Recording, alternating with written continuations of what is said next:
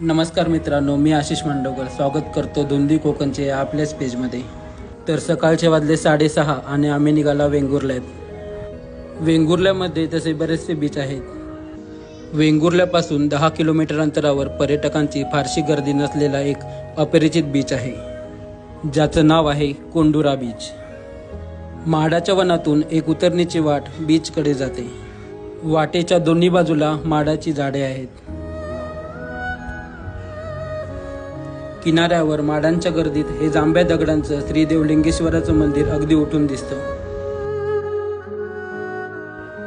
इथलं वातावरण पाहून मन अगदी प्रसन्न होऊन जातं।